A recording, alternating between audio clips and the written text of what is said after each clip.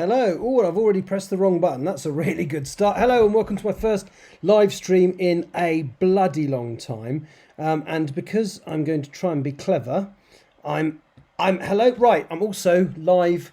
I think so. I'm live on Twitch and I'm also live on Instagram. So what am I here to see if I can adjust the picture slightly on Instagram so that you can actually see me better.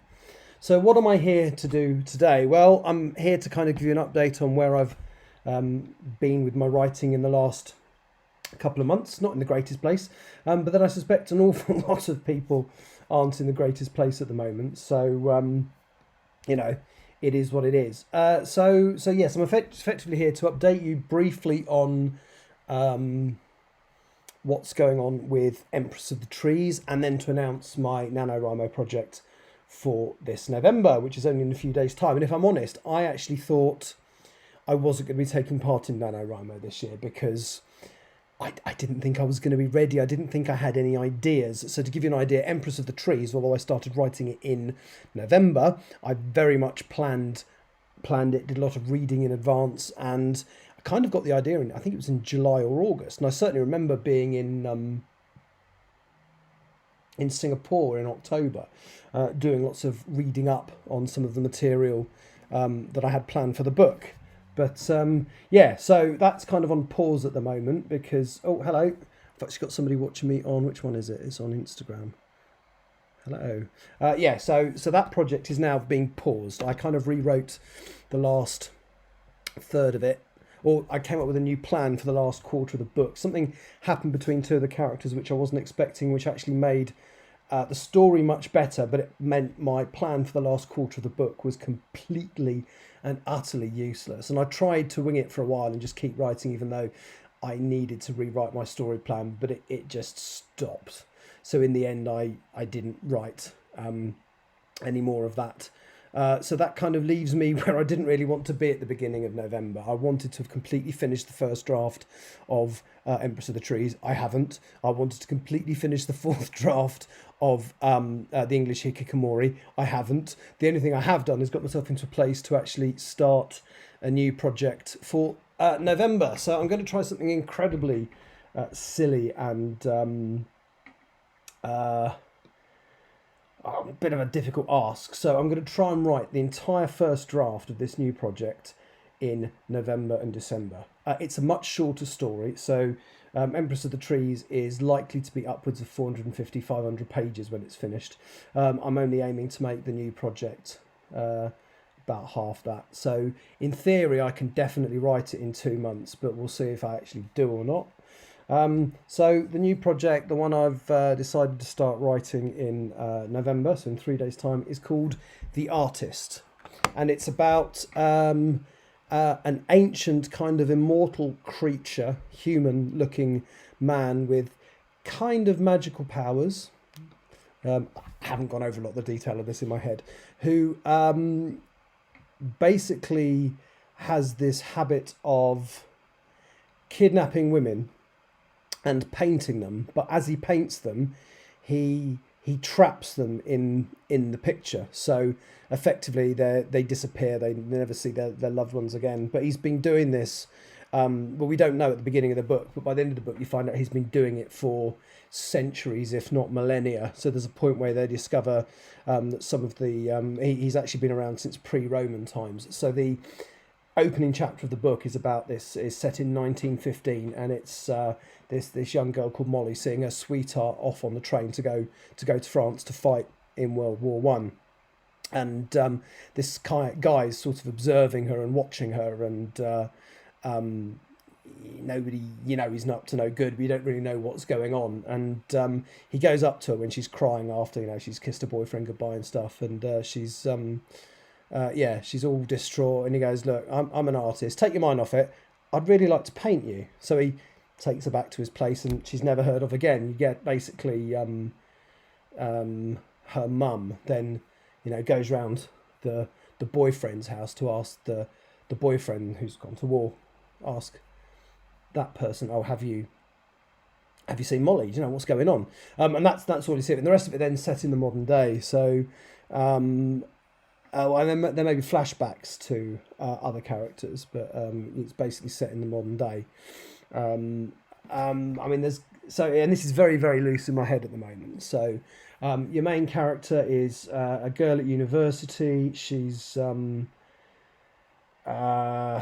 just a normal student. She's got a part-time job. Her girlfriend is also a student doing the same course as her. I think they're in the second year.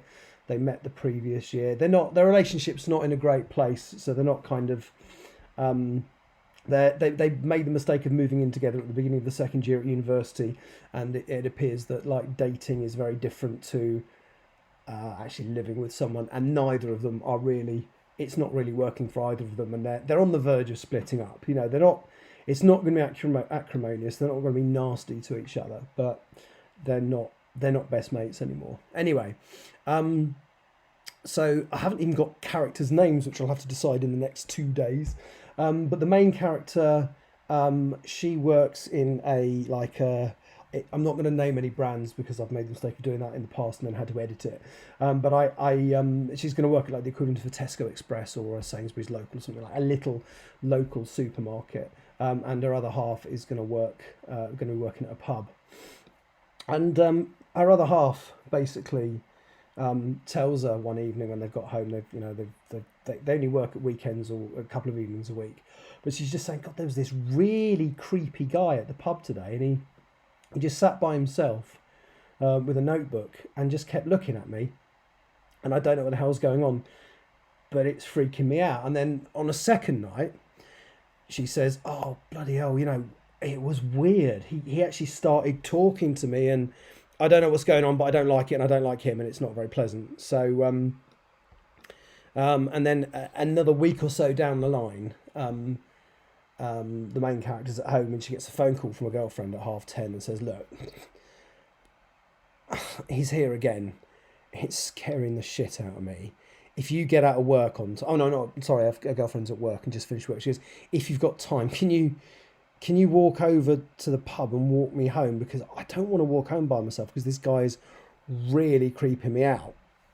And so the main character does. She goes to the pub, and when she gets in, this guy's almost suddenly lost interest in the girlfriend. Suddenly, he's focusing his attention on her, and she doesn't understand it, but she can hear these almost hear voices in her head. So she thinks she's going a bit mad, but she basically walks her girlfriend home, and who's really, really grateful that she deflected attention, and they actually have. It's almost briefly like they discover why they liked each other, and sort of they have a good couple of days before the rot sets in again. And I haven't worked out much beyond that. That part of the story, but I think what's going to happen is the girlfriend is going to disappear potentially, and obviously the reader knows that this guy has decided he wants to paint her, and the other thing about the main character is she's kind of got because it is a fantasy story, the main character, the evil character is kind of immortal, so it's kind of not beyond the realms of possibility that there'll be other mystical elements in the story. The main character basically has the potential to be a witch. This isn't like the Hogwarts universe. She ain't going to be taught by Dumbledore and Snape and that lot, but she has this kind of and the reason the old guy can suddenly switches attention to her is that he can sense there's something different about her, and suddenly he switches his attention to her. But when he realizes that she knows that something's up, he then doesn't, but then carries on trying to sort of get her girlfriend back to his place in order to paint her. And obviously the girlfriend completely disappears, but the main character is kind of obviously really worried, but doesn't really know what's going on and what's happened. And he invites her. He says he knows nothing about it. I think there's going to be a police investigation or something, and there's absolutely no evidence of anything bad happening. So nothing more happens of it. So I think out of curiosity, she ends up kind of going around there, prepared for the worst, prepared to run like hell if he does something a bit odd. And he says he wants to paint her. and she tries to say no, and he tries to insist, and she ends up effectively running away. And she finds the picture of her girlfriend, but she senses that it's more than just a picture. She senses that she's trapped in there. Anyway, this is why it's such a loose thing, and why I'll be writing by the seat of my pants. I don't really know exactly what's going to happen then, but I do know over the course of the story, the main character will suss out what he is and what he can do. She will also, because she's kind of latently breaking out as someone who can do magic, some people from an organised society, not the Ministry of Magic, will kind of contact her and say, look, we've sensed that you can do this, so we can give you some guidance. You don't have to. We can give you some teachers, we can give you some guidance. We will effectively remove this power from you if we think you're going to be dangerous. But as long as you're not dangerous with it, we can allow you to do what you like. We can give you training. You don't have to. So it's not like a rigid world where there are strict rules where people have to do what they're told. But she kind of tells them what's been going on, and they kind of investigate the house and investigate the history.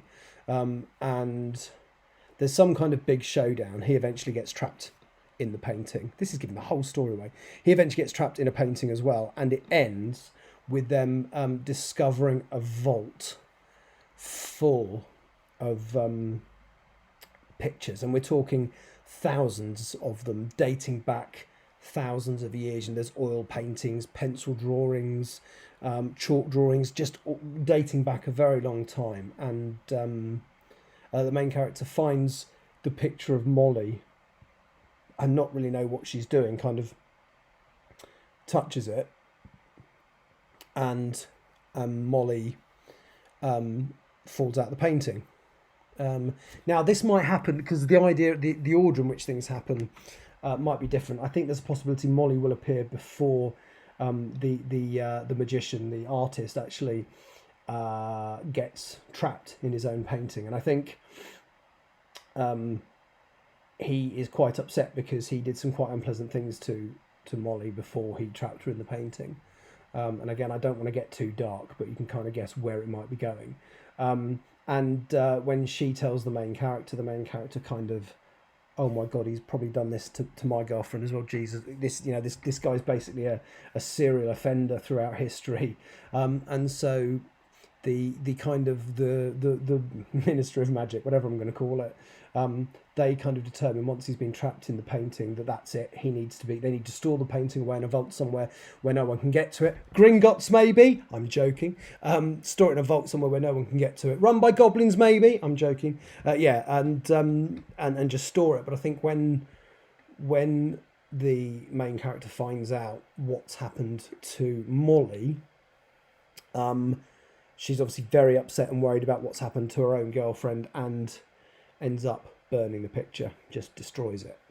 In theory, not in theory, actually destroying this kind of immortal character as well.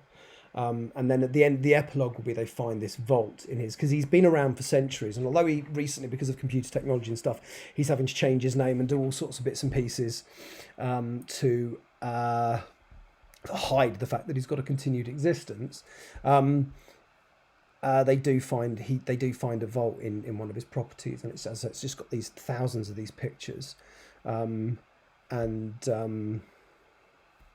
including the one of her girlfriend. So she sets her girlfriend free, who kind of is creeped out by everything that's happened.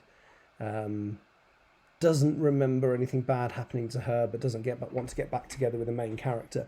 And I think in the end, they've got all these pictures from the last however many hundreds, possibly thousands of years. And it's decided that if people have been trapped in them, they need to be released, but it needs to be one at a time, and assessing the needs of the individual that's then taken out of the painting. Because, if you're picking someone, there'll be pictures of, there'll be some from ancient Rome and stuff like that. You can have somebody who doesn't speak a language, speaks Latin, a language that's now a dead language that only certain people can speak.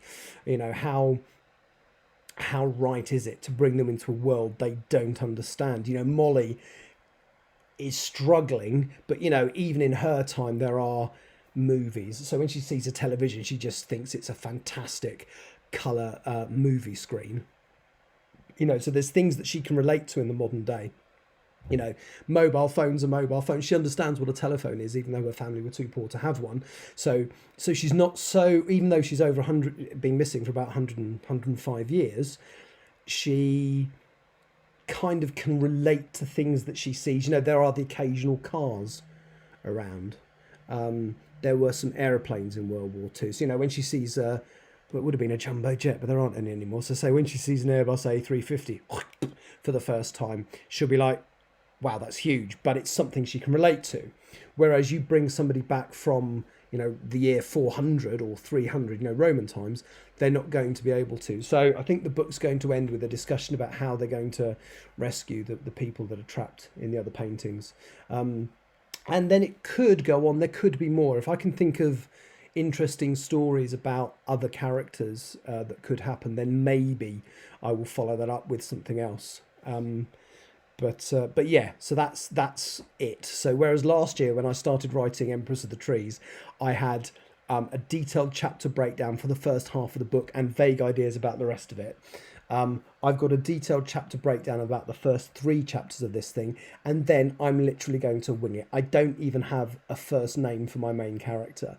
So very interesting to see how it goes. I will be, if you go to twitch.tv / oh, hang on, can't even remember my own website.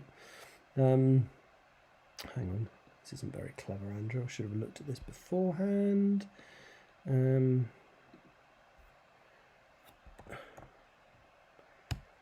this will probably slow down my picture on Twitch now. Now I'm using my computer to do something else. Yeah, computer's frozen.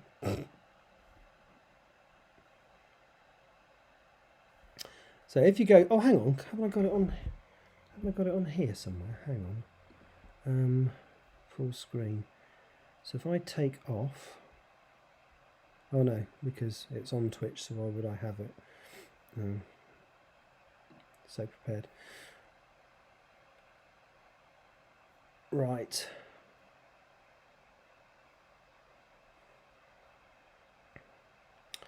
Oh la la, bear with me. This has been so slick I've actually planned this, but I literally didn't even plan this either. So if you go to my channel, anyway, if you go to the website on the Richard. No, they really do. Oh, now I've got something live from Twitch being. Like, mute there's like 4 that. episodes in like the. Stop that. Right, if I go to my channel. Obviously, if you're watching on Twitch, it's this channel now. If you go to twitch.tv / Richard_A_Boxshall, let me repeat that. If you, oh, hello. So if you go to twitch.tv / Richard_A_Boxshall, all of the writing I'm going to do is going to be live on Twitch TV. So you will get something like, oh, I can't show you on Instagram, but on Twitch, you'll basically get a part screen where you'll see what I'm typing in and a little screen at the top telling you, or showing you me whilst I talk to you. So that I intend to start on the 1st of November. My plan is to write at least 50,000 words in November, which is the NaNoWriMo target, which is 1,667 per day. I'm actually going to try and do 2,000 a day, so I get a little bit more than that. And the aim is to have the first draft finished by the end of December, at which point I'll then go back to writing Empress of the Trees and editing the English Hikikomori. But there we go. So that's what's being planned in terms of writing. As I say, twitch.tv / Richard_A_Boxshall. If you sign up for that, or if you're already watching it, if you follow me, you'll just get a notification whenever I do broadcast at all. All of the writing live streams will also immediately be posted on YouTube. So if you don't see them live, you can either watch them on twitch.tv or my YouTube channel. Now, I've got a button. I can put my YouTube channel up on here. Can I? Yep, Facebook and YouTube, just search for Richard A. Boxshall. And if you're watching it on Twitch, that will have appeared on the screen, and they don't even overlap with each other. You can see them both. That's pretty good. So that's all I intend to do today. So I need to go actually onto the NaNoWriMo website and announce my project. I did think about doing that live on here, but it does seem whenever I try and do anything other than speak into the webcam, it slows the broadcast rate down and frames start skipping. So that's it. I'm going to say goodbye. I'm going to put up the end credits. Oh, hang on. Right, so firstly, I'm just going to say goodbye to people on Instagram. Bye-bye. There we go. And now I'm going to say goodbye to people watching here. I've actually got remote control on my phone that enables me to do this. So I shall mute the microphone and play the end credits type thing. So goodbye, I think.